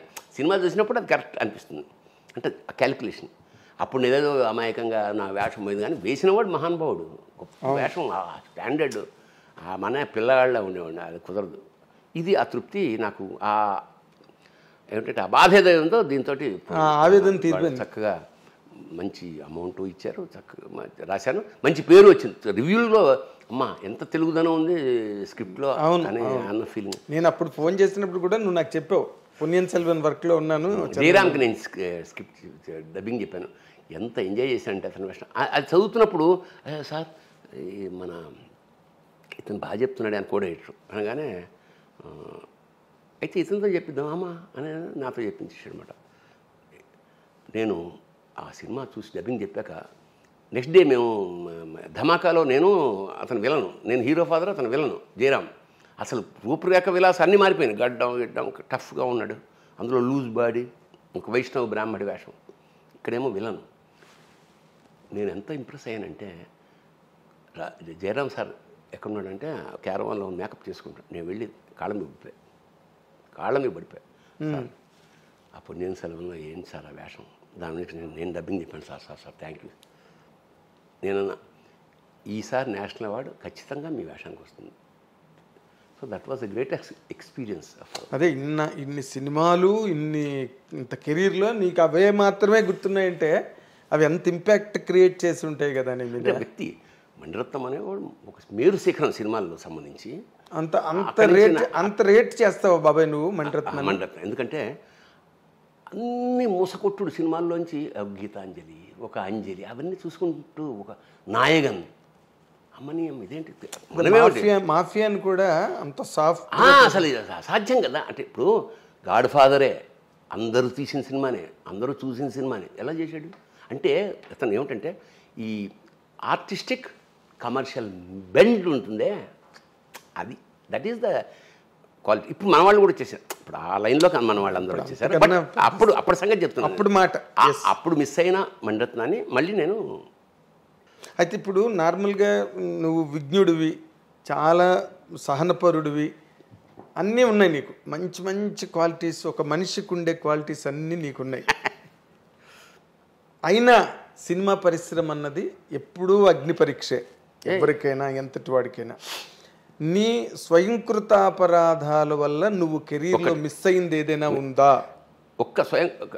నేను తప్పు చేశాను సారీ చెప్పింది ఒక సంఘటన ఉంది. మనసంతా నువ్వే సినిమా ప్రొడ్యూసర్ రాజుగారు కదా. అవును. ఆయన నెక్స్ట్ సినిమా ఏదో అదే మనసంతా నువ్వేనే అదే సినిమా మేము అక్కడ చేసి వచ్చాం. ఎక్కడ అరకులో చేసి వచ్చాం. మంచి వేషన్ అది విలన్. అవును. పావురం గిలగిల కొట్టుకోవడం పాపం తీయండిరా తీసిచ్చాక మందులకు వండు అంటాడు. సాఫ్ట్ క్యారెక్టర్ లాగా ప్రారంభమై మందులో హీరోయిన్ ఫాదర్ అదే మణిరత్నం వెళ్ళిన సాఫ్ట్ కట్ చేస్తే ఇక్కడే పక్కన అప్పుడు కింద ఇవే ఉండేవి కాదు. కింద కూర్చొని హార్మోనియం ఏదో ప్రాక్టీస్ చేసుకున్నాను. సరిగ్గా 12 నేను వెయిట్ చేస్తున్నా అన్నపూర్ణ స్టూడియోలో సెకండ్ షెడ్యూల్ మనసంతా నువ్వే. పొద్దున 9 గంటలు కదా 9, 10, 11, 12 దాటి సినిమా ఆవిడ కింద నేను ఏమంటే భోజనానికి రండి అంటాను. 12:30 1 గంట అవుతుంది ఇక్కడ పిలుస్తారు. సర్లే 12:45 అయింది. సరే పెట్టేసేయని లేచి కిందకి ఎడుతుండగా ఫోన్ షార్ట్ రమ్మని. నేను ఓకే భోజనం చేసి వస్తా. లేదు సార్ ఇప్పుడే రావాలి. అతని పేరు చిరంజీవి అనుకుంటా, కృష్ణరాజు గారు తాలూగా. చిరంజీవి లేదమ్మా కంచంలో భోజనం పెట్టలేదు సార్, అది వెయిటింగ్ మీకోసం షాట్. ఇటు 1 అయింది అప్పుడు కరెక్ట్గా. అప్పుడు అది కదయ్యా మేము భోజనం చేస్తాం. లేదు సార్ మరి వెయిట్ చేస్తున్నాం అందరూ. అది ఒక ఆకలి ఇరిటేషను. ఏమయ్యా ఎప్పుడు మేము 7 అంటే 7కు ఉంటాం కదా, మరి మీరు వచ్చినప్పుడు మేము గంటలు వెయిట్ చేస్తుంటాం. మరి మీరు రాది ఇప్పుడు కనుక నేను వచ్చినప్పుడు కనుక షాట్ తీయకపోతే మాత్రం అని ఒక బూతు మాట వాడా. అజాత శత్రుడే అలిగి నిన్నాడు. ఏమన్నారు సార్ మీరు అని హర్ట్ అయిపోయాడు అసలు. అది స్లిప్ ఆఫ్ టంగ్ అయిపోయింది. చెప్పు అలా అంత అనకూడని మాటే అన్న. అతను హర్ట్ అయిపోయాడు. హర్ట్ అయిపోయి ఏమనుకుంటున్నారు మీరు, ఏమిటా మాటలు పెట్టేసాడు ఫోన్. నేను చేస్తే మళ్ళీ ఎత్తాడు. ఇంకా వెంటనే నేను కారు వేసుకుని ఇప్పుడు రాజుగారు తెలిస్తే రాజుగారు చాలా టఫ్ కదా. టఫ్ను మంచి సక్సెస్లో ఉన్నాడు ఆయన. అవును మనం ఎంత వాళ్ళతో అంతా కంపేర్ చేస్తే ఏమవుతుంది మనకి. నాకు టెన్షన్ పడుతున్నా. చూడ విచిత్రం ఏంటంటే ఏచూరు ఉన్నాడే, ఏచూరు అనేవాడు ఆ పాత సినిమా కలెక్షన్ ఏదో నాకు తయారు చేసి జీవిత చరిత్ర రాయడానికి ఏదో సంథింగ్ ఇస్తున్నందుకు నేను ఆ కృషికి మెచ్చి ఒక బంగారు ఉంగరం ఇచ్చా అతనికి. ఎవరికి? ఏచూరి. నేను వెళ్ళే టైంకి ఇదంతా వింటున్నాడు అతను. ఏచూరి రాజుగారి పక్కనే ఉన్నాడు. అవును, ఎంఎస్ రాజు గారు బాగా కనెక్ట్. ఎందుకు వాళ్ళ ఫ్యామిలీ నుంచి. అవును, రాయపరాజు గారి దగ్గర నుంచి. అందుకని ఇది విని ఇట్లా అన్నాడు. అక్కడ అన్న బహుశా అతను వచ్చేటప్పటికి ఏంటి సార్ ఇట్లా నన్ను పచ్చి బూతులు తిట్టాడు ఆడు అనేటప్పటికి రాజుగారికి బీపీ వస్తుంది కదా. వెంటనే వీడున్నాడు పక్కన. ఎప్పుడైనా భరణి అలా ప్రవర్తించడం చూసారా? మెల్లిగా వచ్చాక చూడండి ఏమిటో అని. అంటే అలా కాటే పాముని అలా అది మనకు తెలియదు కదా. ఎప్పుడో చేసిన ఉపకారం కానీ ఒక సత్కారం కానీ ఎలా ఉపయోగపడింది చూడు. అతన్ని సాఫ్ట్ చేసాడు. నేను వెళ్ళాను మామూలుగా వెళ్ళాక నేను అతన్ని సారీ చెప్పాను.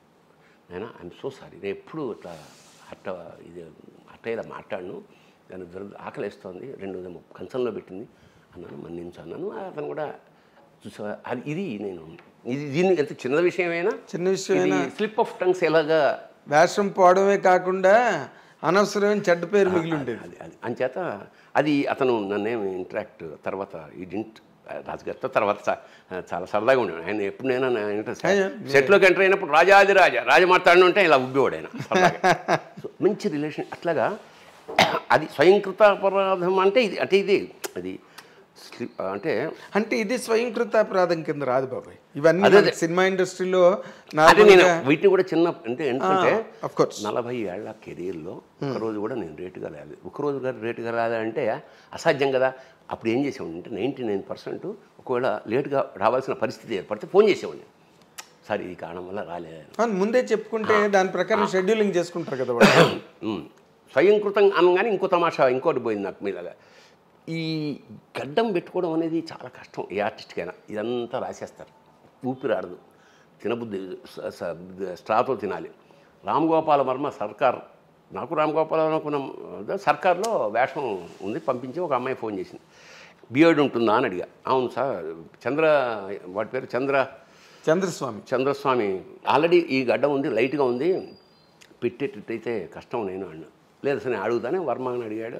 లేదు గడ్డం పెట్టాలి అన్నాడు. అయితే నేను చెయ్యనన్నా. కట్ చేస్తే జీవా చేసాడు ఆ వేషం. మంచి వేషమే అది. అట్లాగా అంటే అది స్వయం అది కావాలని పోగొట్టుకుంటే కావాలంటే మరి అయితే అది నాకు ఇంకో పనికి వచ్చింది. అవును ఆర్టిస్ట్వి నువ్వు పెట్టుకుంటావు గడ్డం ఒక గంట, ఏం జన్మంతా ఉండదు కదా, ఓ మంచి అవకాశం పోగొట్టుకున్నావు కదా. ఇప్పుడు ఈ అమితాబ్ బచ్చన్ ఇక్కడ రామ్ గోపాల్ ఉన్న నాకు అమితాబ్ బచ్చన్ పక్కన వేషం పోయింది కదా లైఫ్లో, ఇంకా మనం అది అసాధ్యం కదా, అది అసాధ్యం. పైగా అమితాబ్ బచ్చన్ అమితాబ్ బచ్చన్ గురించి నా ఒక ఈవి సత్యనారాయణ గారికి ఒక యాంకరింగ్ చేస్తున్నాం సినిమా ఏదో సూర్యవంశం. అప్పుడు అమితాబ్ బచ్చన్ గారు వస్తే అమితాబ్ బచ్చన్ గారి గురించి ఏదైనా చెప్పాలని, అమితాబ్ జీ आप जब खड़े होते कुतुब मीनार लगते, जब बैठे होते ताजमहल लगते అన్న.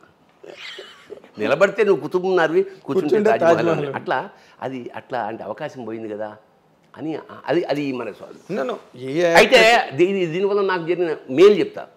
లేదు మనం వేషం వేయాల్సిందే గడ్డమైనా సరే అని నిర్ణయించుకుని కట్ చేస్తే బాహుబలిలో మళ్ళీ వేషం వచ్చింది. సేమ్ వెళ్ళా కేరళ, అప్పుడు ఇలాగే పెంచుకుని వెళ్ళా. నా ఉద్దేశం అంటే ఇది చూసి చాలా అంటాడు, జనరల్గా ఏం వేషమో తెలియదుగా వెళ్ళాను. గడ్డం ఉండాలండి అన్నాడు రాజమౌళి. చూసి బే మందు పెట్టండి అన్నాడు. మళ్ళీ పోతుందిరా వేషం, నోరు మూసుకో అని కట్ చేస్తే ఇంత పెట్టారు, నేనెవరో తెలియకుండా. బట్ అది గొప్ప వేషం. ఇంట్రడక్షన్లో జటాకటా సిరువు ఆపు అనేసి ఆ ముఖ్యంగా కొన్ని బిట్ల శంఖం విచిత్రం ఏంటంటే జపాన్ వెళ్ళాను నేను ఒకసారి. ఈ ఇంత గడ్డం శంఖం ఇది కదా, అక్కడికి జపాన్కి వెళ్తేప్పుడు ఎలా ఉంటాడు, చిన్న నిక్కరు ఇదే కదా. నేను అలా రోడ్డు మీద నేను ఇలా వెళ్తుంటే ఎవడో చౌకీదార్ బాహుబలి అన్నాడు. ఏంట్రా ఇక్కడ కూడా గుర్తుపడ, అంత ప్రతిష్ట. అంటే ఏదో మంత్రస్థానాన్ని ఒప్పుకున్నాం అని సామెత ఉన్నట్టు మనం వేషం వేసినప్పుడు ఏమన్నా పెడతారు. ఎందుకంటే నాకు ఇంకొక మన ఎవరతను అతిలోక సుందరిలో అమరీష్ పురి అనగా ఇలా గుండు మీద ఎండాకాలం అలా ఉన్నట్టు చెమట్లు ఓడిపోతున్నాయి. నేను తెలుగు అంత ముక్కలు చేసేది అది నేను రాసి పెడుతుండేవాడిని. దాన్ని బలికి సిద్ధ అంతకన్నా చెప్పలేడు అంత అలా, అందుకని ముక్కలు గ్యాప్లు ఉంటే కానీ దాన్ని బలికి సిద్ధం చేయండి అవన్నీ నేను రాసేవాడిని. అంటే తెలుగునే. ఓ రోజు అన్న సార్ తక్లీఫ్ హో రా క్యా, ఈ ఇబ్బందిగా ఉందా ఏదన్నా, సినిమా కా షోక్ హేనా సహనా పడతా నిభానా పడతాయి. చిన్న ముక్కే కానీ గొప్ప విషయం అది. ఎంత మాట మరి నువ్వు సినిమాలు చేస్తున్నప్పుడు అక్కడ ఏమైతే చెయ్యి అంతే, ఇంకా డిస్కషన్ లేదు.